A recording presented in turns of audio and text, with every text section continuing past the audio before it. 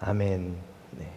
오늘은 퀴즈를 하나 내는 것으로 설교를 시작하겠습니다. 맞추시는 분께는 제가 500불짜리 스시를 대접하겠습니다. 퀴즈는 이 조각상이 묘사하는 성경 구절, 주소나 내용을 맞추시는 겁니다. 비슷하게만 맞추셔도 됩니다. 이 조각상은 2019년 9월 29일 제105회 세계 이민의 날 기념식에서 처음 공개되었는데요. 이탈리아 로마에 있는 성 베드로 성당 마당에 처음 조각상이 전시되었습니다. 캐나다 조각가 티모시 슈말츠가 만든 이 조각상은 청동으로 된 것이니까 주조한 것이죠. 똑같이 주조된 조각상이 90개가 더 만들어져서 전 세계 90여 개국에 그 후로 지금까지 세워졌습니다. 여러분이 직접 보시려면 어렵지 않습니다. 차 타고 쭉 북쪽으로 5시간만 달리시면 캐나다 국경을 넘자마자 몬트리올에 있는 성 요셉 성당을 방문하셔서 그 마당에 있는 이 조각상을 보실 수 있습니다. 이 사진도 거기 건데요. 이 조각상의 아랫부분은 보이는 것처럼 배를 묘사합니다. 배 위에는 다양한 민족, 인종 출신의 사람들이 있는데요. 체로키 인디언도 있고 아프리카 노예도 있고 아이도 있고 임산부도 있습니다. 이 조각상이 묘사하는 성경 구절은 어디 혹은 무슨 내용일까요?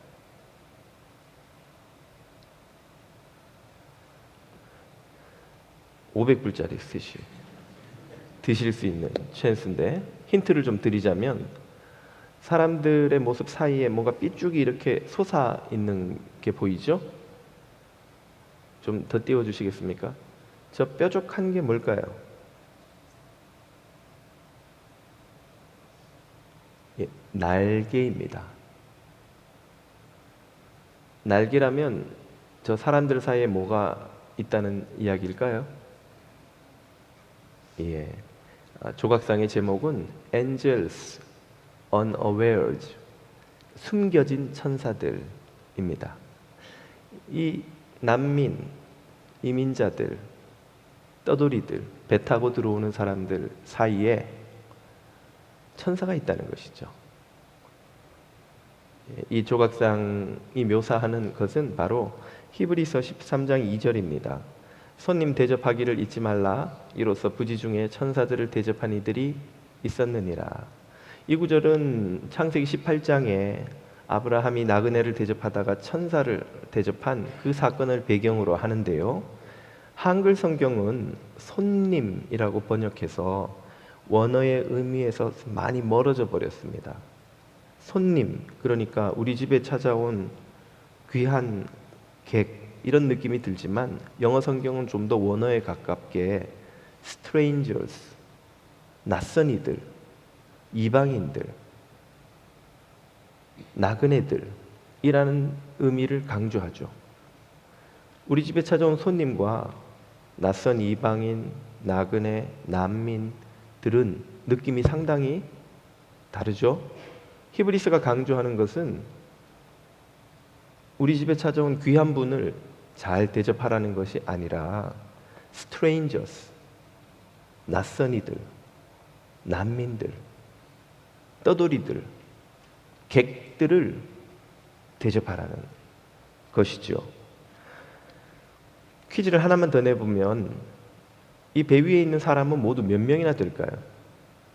이걸 맞춰도 10명 이내까지 오차로 맞추시면 유효합니다. 500불짜리 스시를. 자신 있게 한번 도전해 보시죠. 102명, 조금만 더 쓰시죠. 106명, 160명, 조금만 덜 쓰시죠. 144, 맞춘 걸로 하겠습니다. 140명입니다. 딩동댕. 언뜻 봐서는 그렇게 많아 보이지 않죠? 하지만 위에서 보면 머리가 140개가 조각되어 있습니다. 다 고유한 캐릭터인데요. 여기에도 메시지가 있습니다. 언뜻 보면 많아 보이지 않지만 사실은 우리가 생각하는 것보다 더 많이 우리 곁에는 난민, 이민자, 떠돌이, 인생의 풍파에서 위태롭게 고난의 배에 흔들리는 많은 사람들이 있습니다. 이 말씀과 조형물, 이 조각상은 오늘 이 시대를 살아가는 우리에게 큰 도전과 묵직한 메시지를 던집니다. 여러분, 지금 프랑스에서 폭동이 나서 난리인 것 뉴스를 통해 들으셨죠? 이민자 문제 때문에, 난민 문제로 프랑스 사회가 몸살을 앓고 있고 유럽의 어느 나라 할 것 없이 예외가 아닙니다. 우리 미국도 멕시코와 국경선에 강에다 쳐놓은 그 막 때문에, 장벽 때문에 건너오려던 사람들이 목숨을 잃고 그로 인해 찬성, 반대, 갈등이 심각하지 않습니까? 찬성하는 이나 반대하는 이나 다 설득력 있는 근거가 있습니다. 한국도 예외가 아니에요. 한국 사회가 지금처럼 인구가 줄면 이미 많은 외국인들이 들어와 있지만 훨씬 더 많은 외국인 노동자를 받지 않고는 경제를 버텨낼 수가 없습니다. 이런 시대를 살아가는 우리들은 어떤 마음가짐, 어떤 태도로 이 어려운 문제를 대해야 할 것일까요? 그에 대한 답을 오늘 본문의 주인공 보아스에게서 우리는 들어보려고 합니다. 룻기 2장 중반부를 읽으셨는데요. 지난 시간까지 하나님의 은혜의 울타리에 보호받으며 살아가는 가난한 두 여인의 발자취를 쫓아왔습니다. 그러다 보니까 그녀들의 삶에 개입하는 한 남자를 오늘 본문에서는 만나는데요. 그의 이름은 바로 보아스. 그 뜻은 보아스라는 아무튼 봤기 때문에 이름이 보아스이죠. 본문 4절은 그 보아스가 자신의 일꾼과 어떤 관계를 맺고 있는지 이렇게 설명합니다. 마침 보아스가 베들레헴에서부터 와서 베는 자들에게 이르되 여호와께서 너희와 함께 하시기를 원하노라 하니 그들이 대답하되 여호와께서 당신에게 복 주시기를 원하나이다 하니라. 별 의미가 없어 보이는 인사하고 만나는 장면 같은데 사실은 상당히 중요한 메시지가 여기에는 들어 있습니다. 유대인들의 일반적인 인사는 샬롬, 평안하십니까? 혹은 평안할지어다 이렇게 번역되는 것인데요. 우리 인사로 치면 안녕하세요 이 정도 됩니다. 성경에는 사람들이 당연히 등장인물들이 만날 때마다 샬롬 샬롬 하고 인사를 했겠지만 그 인사하는 장면을 일일이 다 소개하지 않죠. 긴 대화를 핵심적인 메시지만 뽑아서 두세 문장으로 서로 정리해 놓은 것이 성경의 기록 방식이기 때문에 없는 지면에 별 의미 없는 인사까지 자세히 쓸 필요가 없고 쓸 수도 없는 거예요. 그런데 굳이 이 장면에선 보아스와 일꾼들이 서로 인사를 주고받는 장면을 그 인사하는 내용까지 자세히 소개합니다. 그리고 인사의 내용이 일반적인 인사 샬롬보다 훨씬 길고 정중하고 마치 교회에서 오늘도 예배 전에 설교 전에 제가 인사하자고 했던 것처럼 축복하는 그 애정과 존중이 담긴 그런 인사 문장으로 보아스와 일꾼들이 주고받는 거예요. 보아스가 그런 인사를 했는데 일꾼들이 하나도 이상하게 여기지 않고 자연스럽게 그들도 보아스를 그렇게 축복하는 인사로 반응합니다. 이것은 보아스가 오늘 처음 이런 인사를 한 게 아니라는 뜻이에요. 일꾼들을 만날 때마다 그렇게 인사해 왔기 때문에 보아스 일꾼들도 자연스럽게 보아스에게 그렇게 반응해 왔다는 뜻입니다. 보아스는 그가 품삯을 주고 부리는 일꾼들이지만 무시하거나 존중하지 않는 그런 모습을 보이지 않습니다. 그들을 존중하고 진심을 담아 축복하죠. 하나님이 그들과 함께 하시기를. 그 진심을 느끼는 일꾼들도 같은 축복으로 보아스에게 인사합니다. 보아스와 같이 이렇게 자신의 아랫사람을 존중하고 아끼는 모습을 누가복음 7장에서 가버나움의 한 백부장을 통해 봅니다. 백부장, 로마의 식민지 시절 조그만 타운 가버나움에서 절대 권력을 가진 사람 중에 하나죠. 막강한 권력과 지위와 권위를 가진 사람이지만 그가 예수님에게 와서 누군가를 고쳐달라고 간절히 청합니다. 체면도 지위도 권위도 다 내려놓고 그 정도로 간절히 청할 정도면 뭐 아들인가? 딸인가? 아내를 살려달라고 부탁하는 건가? 싶은데 그 문장을 읽어보면 하인을 살려달라고 하는 거예요. 죽으면 그냥 재산의 손해가 조금 나는 하인 하나를 살려달라고 그 백부장이 예수님께 와서 간절히 청을 합니다. 그것은 그 백부장이 그 하인을 얼마나 인간적으로 애정을 가지고 사랑하고 존중하고 있었는가를 보여주는 것이죠. 이 보아스나 백부장이 보여주는 바는 무엇입니까? 그들이 이 세상의 방식을 따라 이웃을 대하지 않는다는 것입니다. 세상의 방식은 그가 무엇을 가지고 있느냐에 따라서 가치가 결정되죠. 그가 가진 권력, 부, 지위, 학력, 명예, 평판이 있으면 그는 존중받다 마땅한 사람이지만 그것을 갖지 못한 사람들은 무시당하고 멸시당하고 심지어 착취당하고 온갖 수모를 각오해야 하는 것이 세상의 방식입니다. 절대 세상에서는 가진 자와 갖지 못한 자가 평등하게 서로를 존중하기가 어렵습니다. 그러나 하나님의 율법은 그와 완전히 다른 세계관을 우리에게 가르쳐 주시죠. 하나님 율법은 끊임없이 우리가 가진 모든 것이 하나님이 잠시 맡기신 것에 불과하며 우리가 왕이든 부자든 권력자든 높은 지위에 있는 자든 어떤 것을 가진 사람이든 하나님께 그것을 잠시 빌린 청지기요, 관리자요, 매니저에 불과하다는 사실을 계속해서 상기시켜요.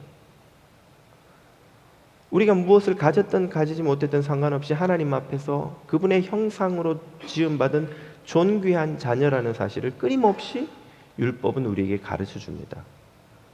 보아스는 그 율법을 알고 그 율법의 세계관을 믿음으로 받아들이고 살아가는 사람인 거예요.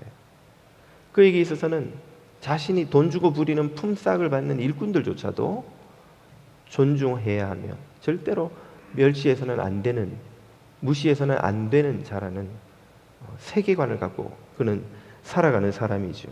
이것은 사람의 시선, 세상의 시선으로는 절대로 할 수 없는, 살아갈 수 없는 방식입니다. 율법이 가르쳐주는, 하나님이 가르쳐주시는 삶의 방식이죠. 보아스는 이런 시선을 가졌기 때문에 이민자에게 또 남들과 다른 방식으로 접근합니다. 본문 5절을 보면 보아스가 베는 자들을 거느린 사환에게 이르되 이는 누구냐 하는 질문을 하죠. 그의 밭에 이삭을 주우러 온 여자가 가난한 빈민이 한둘이었겠습니까? 많은 사람들이 있었고 낯선 여자가 하나가 거기 추가됐다고 해도 관심을 가질 이유가 없는 거예요. 지주에게 이삭 주우러 오는 여자들은 좋게 봐야, 아무리 좋게 봐야 귀찮고 성가시고 나쁘게 보면 내 재산을 축내는 거린인 거죠. 여러분 비즈니스 하는데 자꾸 보내도 가게 앞에 누가 구걸하러 온다고 한번 가정을 해보십시오. 근데 어느 날 갔더니 한 사람이 더 왔어요. 그럼 여러분의 마음이 어떻습니까? 귀찮고 신경 쓰이고 손님 떨어질까 봐 걱정이 되지. 그 사람이 누군지 궁금하시겠어요? 보아스는 그 낯선 여자가 누군지를 사환에게 물어봅니다. 그리고 그가 이민자이자 모압의 하잘것없는 여자라는 것을 알고 난 후에도 그녀를 향해 따뜻한 시선을 보내주지요. 11절이 말합니다. 보아스가 그에게 대답하여 이르되 네 남편이 죽은 후로 네가 시어머니에게 행한 모든 것과 내 부모와 고국을 떠나 전에 알지 못하던 백성에게로 온 일이 내게 분명히 알려졌느니라.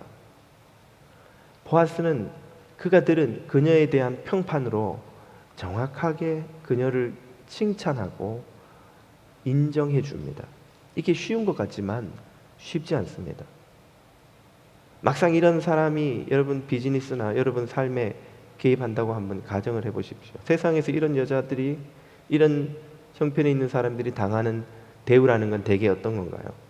재수 없이 아침부터 이방 외국인 여자가, 얼굴이 시커먼 여자가 남의 업장에 와가지고 자기가 나를 언제 봤다고 여기서 이삭을 주워 간단 말이야. 왜 하필 내 밭에 와서 이삭을 주워가? 귀찮아 죽겠는데, 이스라엘 여자들도 귀찮아 죽겠는데 이젠 모압 여자까지 와서 이삭을 주워가? 이런 꼴을 얼마든지 당할 수도 있었습니다. 그렇게 대할 수도 있었지만 보아스는 그녀에 대해서 들은 바를 가지고 그녀를 정확하게 인정하고 칭찬해 주지요. 이것이 결코 쉬운 일이 아닙니다. 우리는 본능적으로 사람의 약점, 허물, 문제를 찾아내는 능력을 갖고 태어났습니다. 이건 모든 사람에게 주어진 놀라운 은사예요. 우린 가만둬도 사람들이 얼마나 문제가 많은지, 허물이 많은지, 잘못이 많은지 금방금방 찾아낼 수 있습니다. 끊임없이 우리는 그런 시선으로 형제자매, 이웃을 대하죠. 우리는 칭찬하고 축복하고 격려하고 인정하는 것보다 비판하고 원망하고 조롱하고 무시하고 공격하기가 훨씬 익숙한 사람들입니다.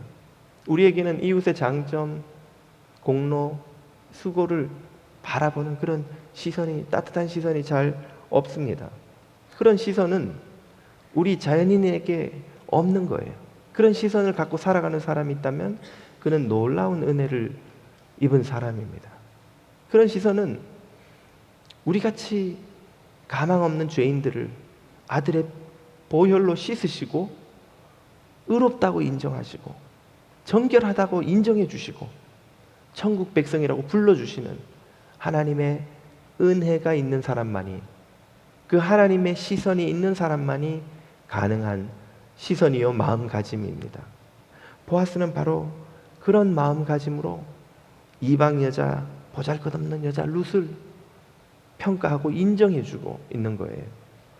여러분의 남편이나 아내가 이런 시선을 가지고 여러분을 대하는 분이라면 여러분은 정말 로또 맞은 인생을 사시는 겁니다.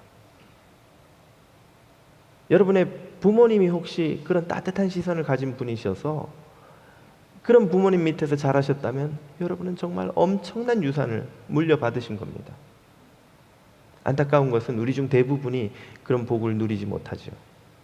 우리 아버지 어머니 세대는 자식들을 혹독하게 꾸지람하는 것이 사랑하는 방식인 줄 알고 훈육하셨던 시대죠.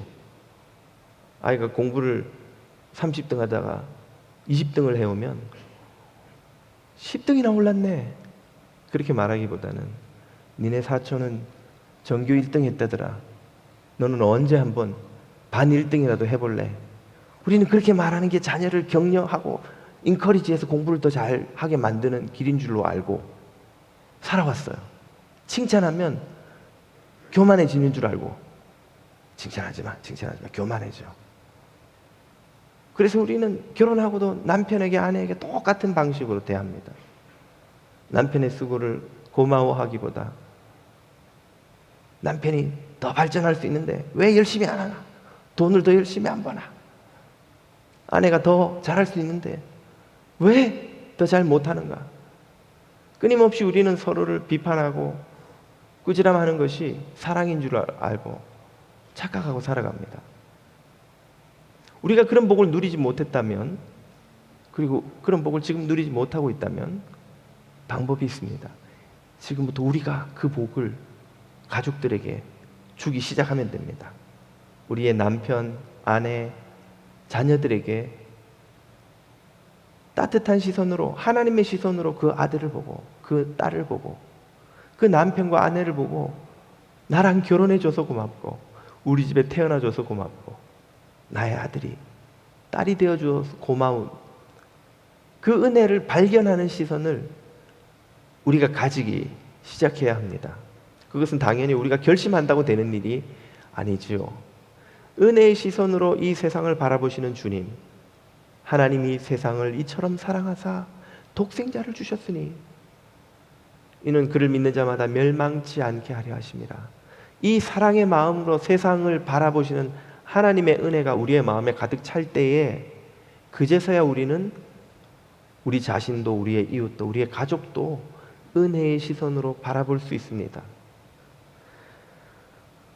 이런 시선을 갖고 살아가는 것은 북극에서 난로를 품고 사는 것과 같은 일이죠. 사막에서 오아시스를 곁에 두고 살아가는 것과 같습니다. 아무리 인생이 추워도 그 사람의 마음에서는 따뜻한 온기가 품어져 나오고, 아무리 사막처럼 거칠고 목마른 곳에 있어도 그 사람 곁에 있으면 생수와 같은 위로와 은혜의 말이 나옵니다. 그런 은혜를 여러분이 누리시기를 축복합니다. 가족과 이웃에게 그런 은혜를 베푸시는 여러분이 되시기를 축복합니다. 보아스는 그런 마음을 가진 사람이었기 때문에 룻에게 따뜻한 은혜를 베풀고 그녀를 위로합니다. 8절 이하를 보십시오. 보아스가 룻에게 이르되 내 딸아 들으라. 이삭을 주우러 다른 밭으로 가지 말며 딴 데 가서 혹시라도 수모를 겪을 수 있으니까 땅 주인들이 다 너를 호의적으로 대하지는 않을 거다. 나쁜 일 겪지 말고 여기서 떠나지 말고 나의 소녀들, 우리 집의 여종들과 함께 있으라. 그들이 베는 밭을 보고 그들을 따르라. 내가 일하는 그 소년들에게 명령하여 너를 건드리지 말라 하였느니라. 목이 마르거든 그늘에 가서 소년들이 길어온 것을 마실지니라 하는지라. 한참 후에 식사할 때에 보아스가 룻에게 이르되 이리로 와서 떡을 먹으며 내 떡 조각을 초에 찍으라 하므로 롯이 곡식 베는 자 곁에 앉으니 그가 볶은 곡식을 주매 룻이 배불리 먹고 남았더라. 떡을 먹으라. 룻이 먹을 게 없어서 이삭을 주우러 나왔는데 도시락 싸왔겠어요? 아침부터 지금까지 굶고 일했을 거란 말이에요. 일꾼들이 밥 먹는데 룻이 배고프고 서럽지 않았겠어요? 그 룻에게 와서 떡을 먹으라는 거예요. 떡을 먹되 그냥 떡을 먹지 말고 초에 찍어 먹으라. 새콤 달콤 달달 짭짭 짭조름한 초에 찍어 먹으면 떡이 얼마나 맛있어요, 여러분.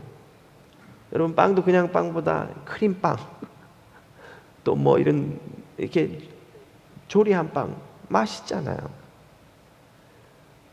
룻이 그 떡으로 배부를 뿐 아니라 얼마나 맛있게 배불렀겠어요.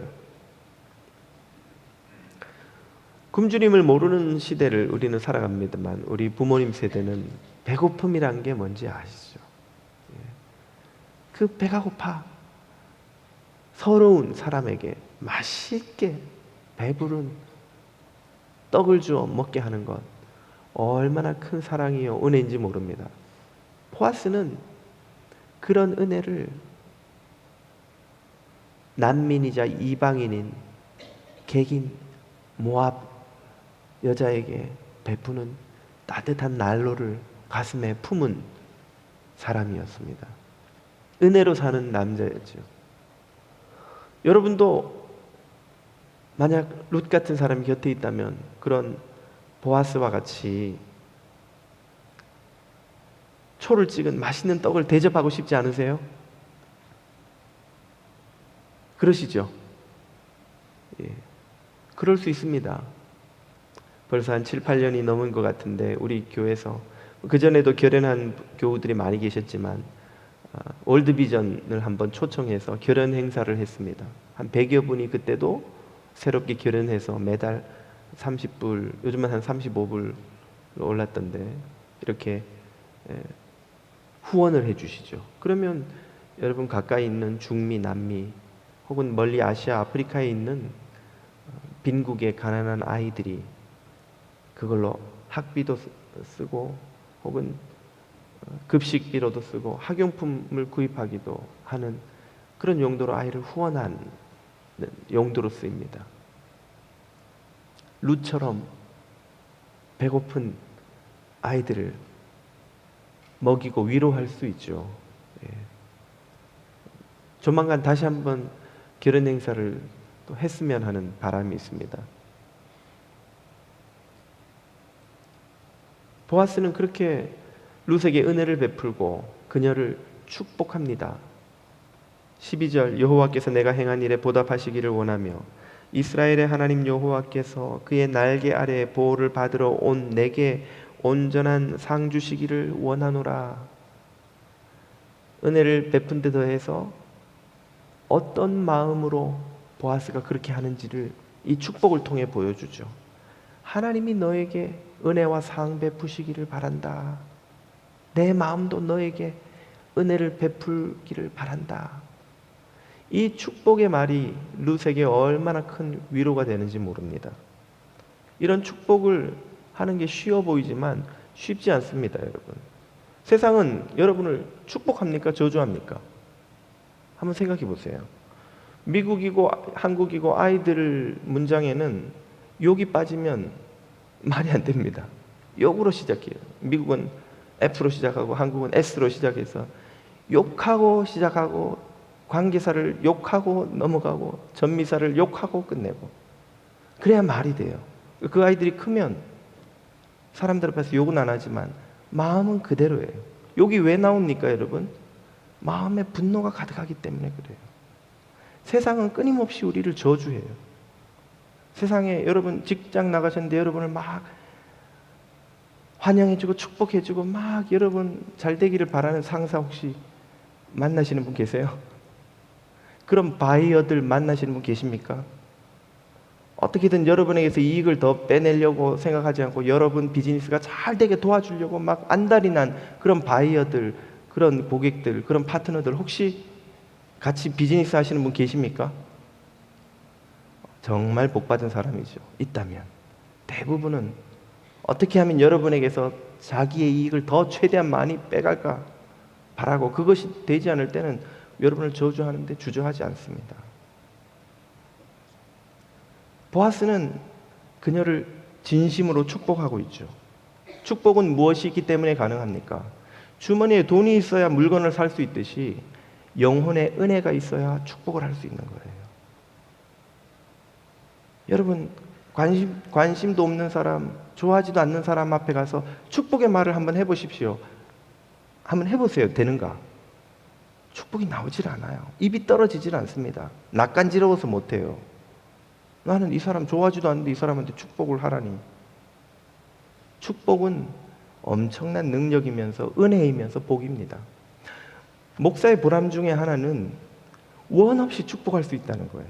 예배 때마다 축복으로 시작하고 축복으로 설교를 마치고 예배를 축복으로 마치고 교인들을 만나 상담하면 축복 기도로 마치고 중보할 때도 축복으로 기도를 마치고 끊임없이 축복할 수 있으니 얼마나 복된 것입니까?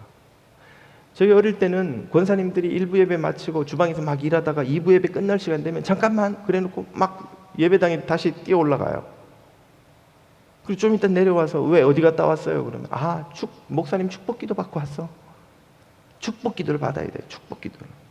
그분들은 목사가 하는 축복이 성경의 등장인물들이 그러하듯이 실제로 하나님의 복을 전달하는 통로가 된다고 믿었던 거예요.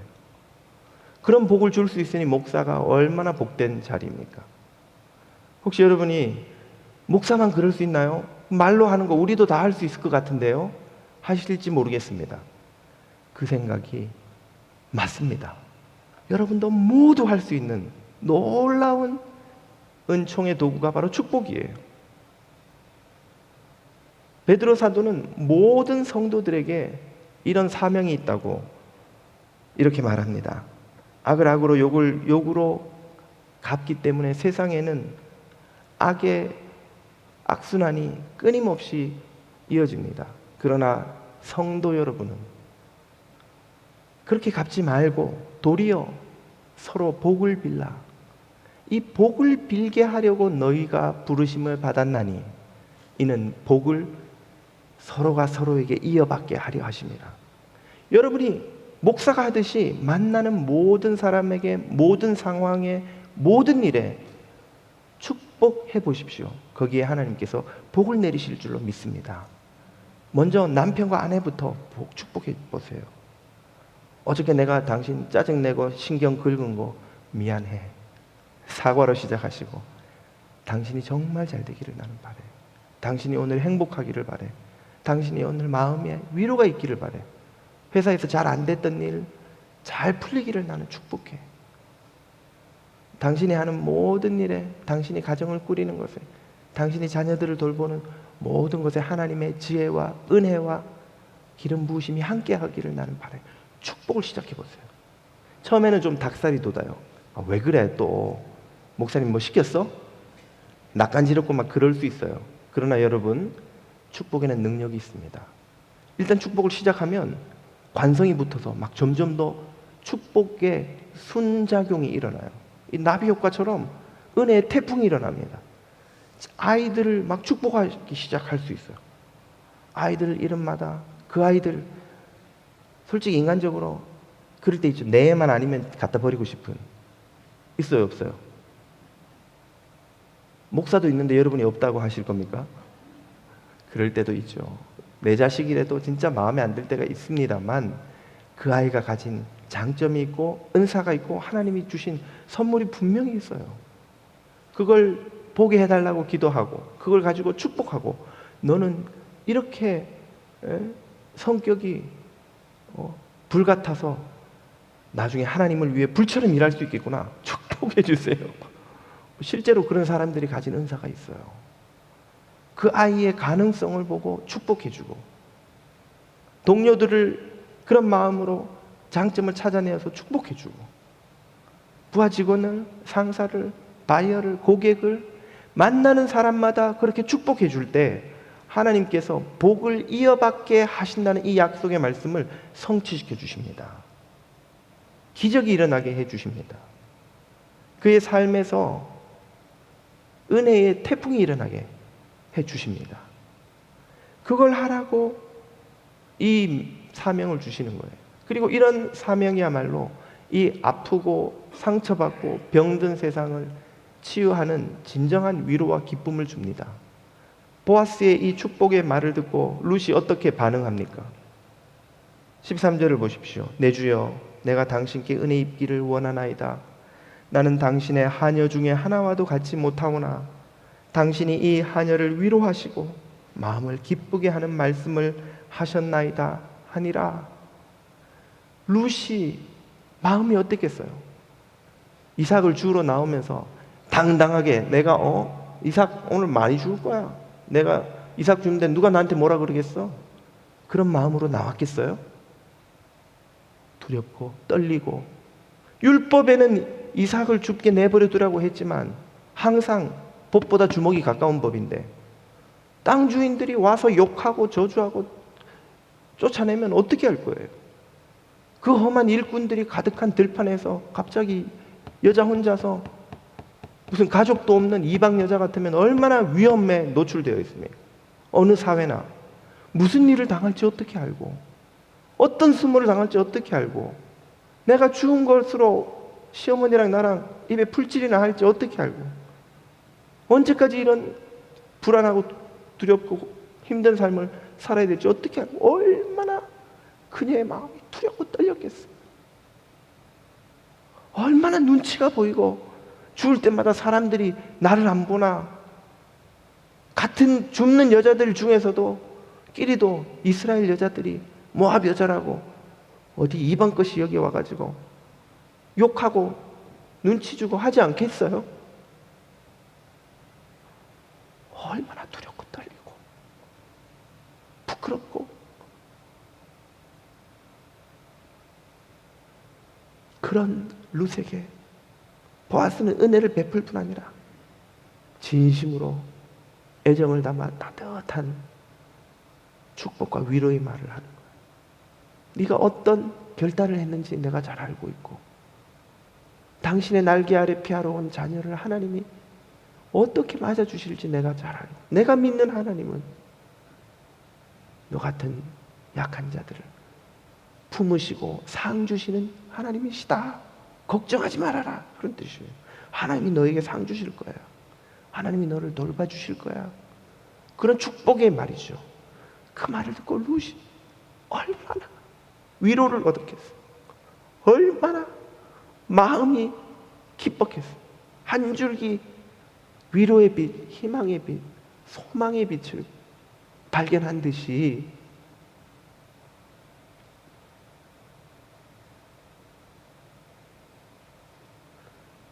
보아스는 자신이 가진 그 따뜻한 난로로 추위에 떠는 이방 여자를 따뜻하게 데워준 것입니다. 하나님이 주신 축복의 사명은 이 세상을 진정으로 치유하고 위로하는 능력입니다. 예수님의 이름으로 여러분 축복하십시오. 축복은 하나님이 가장 기뻐하시는 기도입니다. 부모된 여러분, 자녀들이 오빠랑 여동생이 막 서로 욕하고 싸우는 게 좋으세요? 아니면 오빠와 여동생이 집에 오자마자 오빠 보고 싶었어, 동생아 내가 라면 끓여줄게, 먹고 놀자, 그리고 둘이서 막 알콩달콩 우애 좋은 걸 좋아하세요? 아이들이 행복하게 우애 좋게 서로 아끼며 사는 걸 보면 부모에게 세상 근심 걱정 무슨 근심이 있겠습니까? 그 아이들이 서로 못 잡아먹을 듯이 미워하고 시기하고 다투면 부모에겐 근심이 되죠. 하나님이 세상에서 제일 기뻐하는 기도, 축복하는 기도입니다. 축복하는 선언이에요. 예수님의 이름으로 형제자매를 축복하고 심지어 원수마저 축복하는 그 사람의 기도를 하나님은 기쁘게 들으십니다. 거기에 기적과 같은 역사를 일으켜 주세요. 보아스의 이런 따뜻한 은혜의 마음, 축복의 마음은 그의 겸손함을 만나 더욱 아름답게 빛납니다. 보아스는 신중함과 사려 깊은 성숙함을 보여줍니다. 그는 룻을 더 도와주기를 바랬는데 어떻게 했는지 한번 보십시오. 15절, 룻이 이삭을 주우러 일어날 때에 보아스가 자기 소년들에게 명령하여 이르되 그에게 곡식 단 사이에서 줍게 하고 책망하지 말며 또 그를 위하여 곡식 다발에서 몰래죠? 조금씩 뽑아 버려서 그에게 줍게 하고 꾸짖지 말라 하니라. 룻이 밭에서 저녁까지 줍고 주운 것을 떠니 보리가 한 해밭쯤 되느니라. 15kg 정도 되려면 이게 한 10대쯤 되는 거 아니에요? 제가 정확히는 모르겠습니다만 꽤 이 정도 되겠죠. 이렇게 룻에게 많은 걸 주고 싶으면 어떻게 하는 게 제일 쉽습니까? 김군 거기 가서 제일 큰 볕단 하나 가지고 와. 룻 이리 와. 자, 이거 들고 가서 시어머니하고 먹어. 사진 찍었어? 이게 제일 쉽죠. 그러면 그 타운에 얼마나 보아스의 선한 너그러움이 또 널리 알려지겠어요. 그러나 그렇게 하면 자칫 어떤 일이 일어날 수 있을까요? 룻이 수치심을 느낄 수가 있습니다. 같이 이삭 줍는 이스라엘 여자들 사이에서 룻이 시기와 질투를 받을 수도 있겠죠. 그녀가 스스로 수고해서 주었다고 줍도록 이삭을 티나지 않게 조금씩 뿌려서 줍게 하라는 거예요. 그녀가 당당하게 주어서 갈 수 있게 해주라는 것이죠. 보아스의 성숙함입니다. 주님을 닮은 성숙함이 어디에서 드러납니까?